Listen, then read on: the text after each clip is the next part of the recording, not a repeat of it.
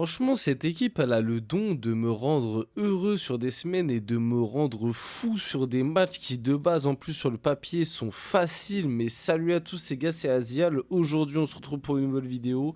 Ça va un peu mieux, hein, pour ceux qui étaient là sur les dernières vidéos, vous l'avez vu que j'étais dans un sale état quand même, j'étais bien malade, là ça commence à aller un peu mieux, c'est pour ça que prochainement il y aura le retour des vidéos, voilà je me soigne tranquillement, mais là ça va revenir parce que comme j'ai dit ça va mieux, je me suis tapé une méchante grippe, mais bref aujourd'hui on n'est pas là pour parler de ça, on est là pour parler de ce match de Coupe de France, Le Mans Paris Saint-Germain, victoire 2-0 du PSG dans un match qui a été encore une fois absolument ignoble. Après le match face à Espali en Coupe de France qui lui déjà avait été absolument abominable, encore une fois on a un match de Coupe de France du Paris Saint-Germain qui est absolument horrible, ignoble. Je sais pas, mettez n'importe quel voilà, adjectif dans ce sens, mais franchement je sais même pas quoi dire de ce match. Le match a été juste abominable, pourri. J'ai vraiment envie de gerber devant la prestation des Parisiens dans ce match de Coupe de France.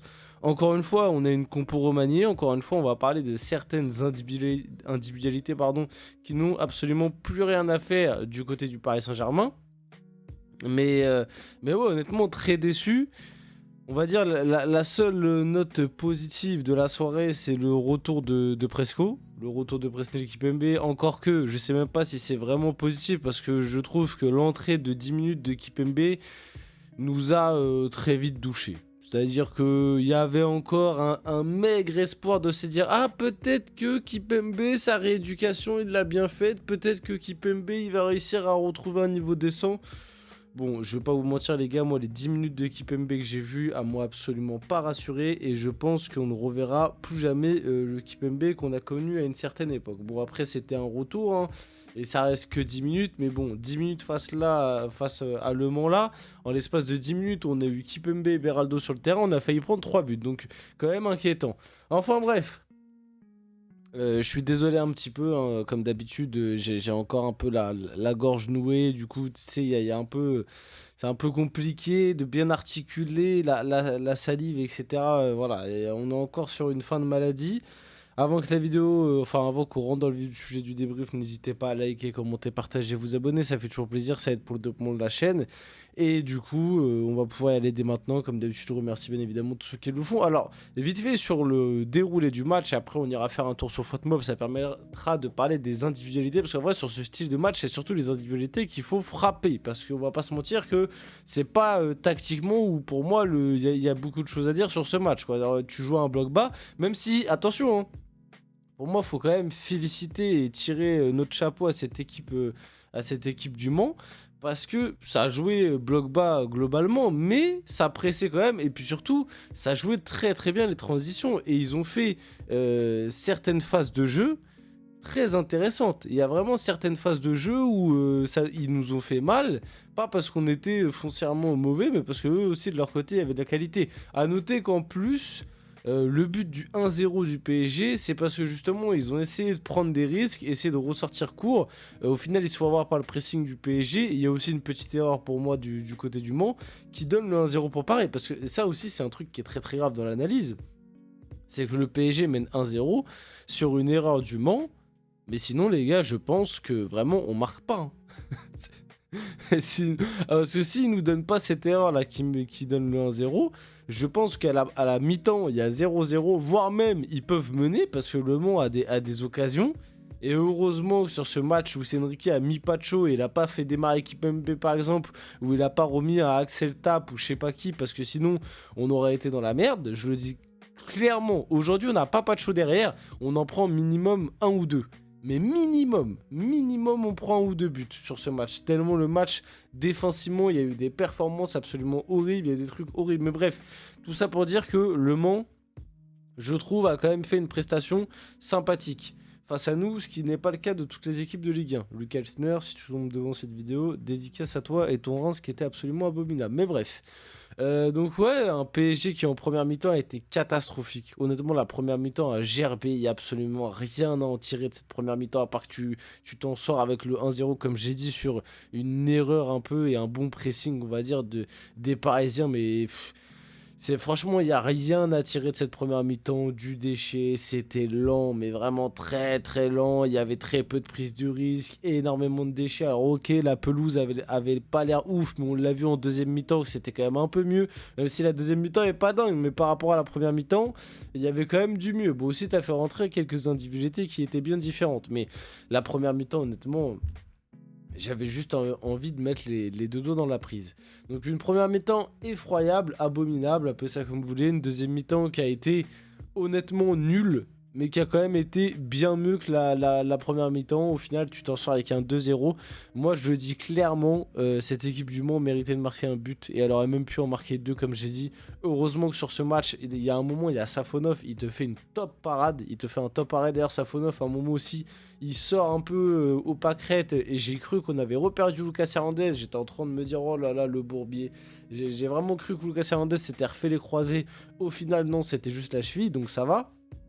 Enfin, j'espère que c'était juste ça. Normalement, oui, hein, on va attendre les infos dans les prochains jours, mais normalement, c'était juste la cheville. Mais Safonov fait une bête de parade à un moment. Et honnêtement, ouais, sur ce match, heureusement qu'on n'avait pas de show. Parce que si on n'a pas de show, franchement, Le Mans a été plus... vraiment... nous a plus mis en danger que nous, on les a mis en danger. Et ça, c'est inquiétant. Donc maintenant que j'ai dit tout ça, je pense qu'on va pouvoir directement aller sur FautMob parce que j'ai rien de plus à dire sur le déroulé du match. J'ai juste envie de parler des individualités et je vais faire ça assez rapidement. Donc victoire 2-0, but de Doué à la 25e, but de Barcola à la 71e. La frappe de Doué est vraiment bien, mais son match, j'ai pas du tout aimé. Et Barcola, par contre, il a fait une top entrée. Honnêtement, Barcola, il a fait une top entrée. Il met un magnifique but, rien à dire. Quand on voit les stats, c'est abominable. T'as joué face à une nationale, t'as ces stats-là, quoi. Alors ok, t'as la possession, mais 0,97 XG avec 12 tirs. Non, franchement, c'est triste. Franchement, c'est triste. Dès la mi-temps, il y a eu la rentrée de Nuno Mendes à la place de Lucas Hernandez, pardon. Je pense que c'était par rapport à la blessure, pour pas prendre de risques. Et la rentrée d'Achraf Hakimi à la place de Yoram Zagué. Yoram Zagué, les gars, je vais faire très simple. Il est nul. Voilà, c'est au bout de... Je vais faire très simple. Il n'a pas le niveau du Paris Saint-Germain. Il faut qu'il parte. On aurait dû déjà le prêter pour moi l'été dernier ou cet hiver, vu le peu de temps de jeu qu'il a. Parce que aussi, c'est vrai que vu le peu de temps de jeu qu'il a, c'est pas évident. On va dire, on va lui mettre ça sur le dos. Mais honnêtement, il a pas le niveau. Il a pas le niveau, il aura jamais le niveau. Il faut qu'il parte. Voilà. Et puis après, il y a eu la rentrée de Vitinha, de Barcola et de Dembélé. Non, ils ont mis Dembélé, mais c'est Kipembe. Hein. Et là, FautMob, c'est pas ça. C'est Kipembe qui est rentré à la 81e, à la place de Pacho. Donc, au niveau des stats, au niveau des individualités, pardon, et au niveau des notes. Donc, les notes, ça donne ça. Alors moi, je vous dis la vérité, les notes sont bien gonflées comme d'habitude parce que le PSG a eu beaucoup de possession, mais en réalité, tout le monde a été moisi. Franchement, Safonov... ça a été. Comme j'ai dit, il fait une belle part. Bon, il se trouve, mais ça cause pas de but, donc ça va. Et globalement, il a pas eu grand chose à faire, mais il a quand même eu un moment une belle parade, comme j'ai dit, là sur le ciseau à moitié du joueur du Mans. Donc Safonov, ça va. Zagué, horrible. Le pire de l'équipe, il a été absolument abominable. Pacho, heureusement qu'il était là, parce que sans lui, comme j'ai dit, je pense que défensivement, t'aurais beaucoup plus souffert et t'aurais pu encaisser un but, voire deux minimum. En tout cas, t'aurais concédé bien plus d'actions très chaudes et potentiellement de frappes. Lucas Hernandez, franchement, on l'a quasiment pas vu. Je l'ai pas trouvé très très bon défensivement. Et d'ailleurs, il était latéral gauche, il était pas central. Beraldo, là, je peux pas le défendre. Honnêtement, Beraldo, il s'est fait manger dans absolument tous les duels aériens. Il a été absolument nullissime. Mayulu, compliqué. Il y a du ballon chez Mayulu, tu vois, c'est pas comme Zagué où je dis il a pas le niveau du PSG. Pour moi, Mayulu, il y a un petit truc, il y a du ballon, mais sur ce match-là, trop de déchets. Vraiment beaucoup trop de déchets, trop de pertes de balles dangereuses. Lee Kangin, c'est un peu pareil. C'est-à-dire qu'il n'a pas été nullissime non plus, mais c'est très moyennasse. Et puis il y a beaucoup de pertes de balles, beaucoup de passes ratées, beaucoup de... Et puis en plus, le pire c'est que je trouve qu'il y a beaucoup de pertes de balles pour pas beaucoup de prise de risque, quoi. Fabien Ruiz, ouais, ça perd pas beaucoup de ballons, mais c'est... Alors défensivement c'est nul. Et puis, ouais, c'est sans ballon, ça court pas beaucoup, ça se fait quand même très rapidement manger en transition. Après, avec la balle, ça n'a pas été le pire aujourd'hui. Même s'il y a 2-3 passes pas appuyées non plus. Enfin bref, Fabien Ruiz, moi je suis pas fan. En plus, là, il a joué numéro 6. Je suis jamais fan quand il joue 6. Kvaratskhelia, moi je trouve c'est compliqué, les gars. Moi, je vais pas vous mentir, Kvaratskhelia, je trouve c'est compliqué depuis qu'il est arrivé. Et encore une fois, moi, je suis pas hyper fan de son match-là. Gonzalo Ramos, invisible. Voilà, c'est le mot pour le qualifier, invisible. Et Désiré Doué, je dirais frustrant, parce que on l'a vu, même s'il y a eu du déchet et tout, on l'a vu. Et puis une fois qu'il a marqué son but, transparent. Il a disparu du match. Et puis d'ailleurs, c'est pour ça, je pense que Luis Enrique le sort. Parce qu'en fait, au début du match, on l'a vu. Il y avait du déchet, mais c'était pour moi le plus dangereux du PSG.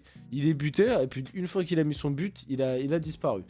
Et puis bon, après, il y a eu les rentrées. Barcola a fait une très bonne entrée. No Mendes, ça a été, ouais. Hakimi, ça a été, Vitinha aussi, et puis Kipembe qui est rentré en fin de match, compliqué. On finit la vidéo là-dessus, j'espère que cette vidéo vous a plu, si c'est le cas n'hésitez pas à liker, commenter, partager, vous abonner les gars, c'était Azial, on se retrouve très rapidement pour une prochaine vidéo.